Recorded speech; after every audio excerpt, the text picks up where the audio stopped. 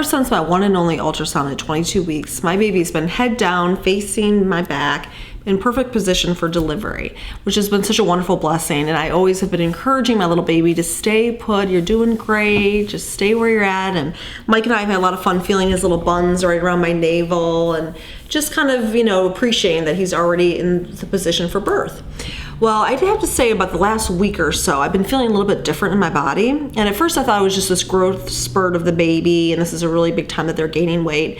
But I started really having a hard time breathing, and I was getting some abdominal pain up here, and just really felt short of breath. And I'm like, gosh, what's going on? And, it must just be me being pregnant, getting bigger. I am 34 weeks now. And, but, I always have Mike feel the baby and just make sure that the head's still down and stuff like that. So last night he was kind of feeling around, and we noticed this really hard mass up here. And so we're like, gosh, is this the buns or is this a head? We really couldn't tell. And, I think just because my baby's always been head down, we thought, okay, it's probably just the butt and it's fine. It is what it is. But I had my midwife appointment today, and she couldn't tell either. She's like, gosh, Genevieve, I don't know if that's a butt or if it's a head. It's hard to tell. And she's, because she also, we've always seen him head down. So she's like, would you mind if I did like a really, really, really quick ultrasound, like less than a minute, just to go right on that spot and just confirm, definitively if it's a butt or a head. So I'm like, sure, that's fine. Because at this point, I just really want my baby not to be breached, because I really want to give birth naturally. And that's one of the most important things, to have the baby be in a head down position. So we take the ultrasound, put it on there, and sure enough, it's his head. And oh my gosh, I was so sad. I was like, oh no, he's breached. And so anyway, she had all this jelly on my belly, and she's been a midwife for like 30 plus years. And she's like, there's so much great fluid in your sac and everything like that. And he seems like he likes to move around. She's like, let me just see if I can play a little bit here. And so she starts kind of like taking the butt and the head and started kind of twisting him a little bit. And sure enough, when she got to about here, he just then flipped down into my pelvis area of his head.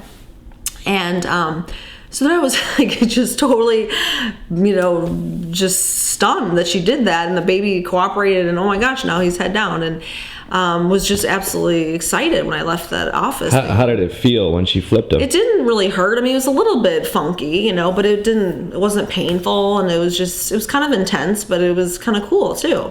So I felt really good about it. So I left and I was like high-fiving her and just really excited. Anyway, so I get home, and then of course my neurotic mind starts working, and I've really been pretty good about not going there this pregnancy, but it was kind of like a traumatic experience too, a little bit. It was something about it was just very emotional, because I think I had this expectation that he was good, and then he wasn't, then we had to switch him, and it was this whole thing. So I go online, which is like the worst place to go when you're not feeling that good, and I started Googling, and it turns out there's an actual medical term for what she did, and it's called external cephalic version, and or ECV for short. And so then I started researching that, and there's some controversies that can be dangerous to the baby and the mother and cause premature labor and all these like horror stories, of course. But, bottom line, I'm grateful that she did it. I'm so grateful my baby's head down.